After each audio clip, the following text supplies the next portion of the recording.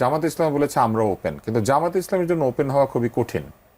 কেননা জামাত ইসলামে যারা যোগ দেবেন, আপনি নিশ্চয়ই জানেন যে শিবির বলেছে যে ডাকসুর ক্যান্টিনের মধ্যে, বিভিন্ন হলের ক্যান্টিনে হাফ প্যান্ট পরে খাবার দেওয়া যাবে না। একদম। এখন যারা তাদের দলে যোগ দিবে তারা কি হাফ প্যান্ট পরতে পারবে? এটা তাদেরকে বলতে হবে।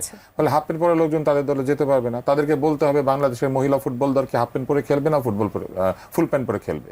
আবার খেলতে পারবে না, খেলতে পারবে, ধরে নিলাম খেলতে পারবে, ইরানও পারে, কিন্তু তাদেরকে যেটা বলতে হবে যে মহিলা ফুটবল দলের ড্রেস কি হাফ প্যান্ট হবে না ফুল প্যান্ট হবে। ফলে উদার গণতান্ত্রিকভাবে দলের রাস্তা খুলে দিল। জামাতে যোগ দেওয়াটা বাংলাদেশের অধিকাংশ দলের পক্ষে খুবই কঠিন।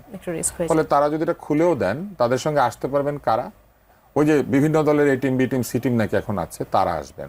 ফলে আজকে এই মুহূর্তে নির্বাচনের যে পরিস্থিতি, তাদের যেটা দাঁড়াচ্ছে যে A team B team C team সহ তৃতীয় শক্তি দ্বিতীয় শক্তি হচ্ছে, আর আরেক দলের এ টিম বি টিম না থাকলেও তারা একটা ছোটখাটো A team B team C team তৈরি করে নিচ্ছে, কারণ যাতে করে এমন না হয় যে জায়গা দিলাম না বলে এক ধরনের অহেতুক বিরোধিতা তৈরি হলো। আমি দুইটাকেই স্বাগত জানাই।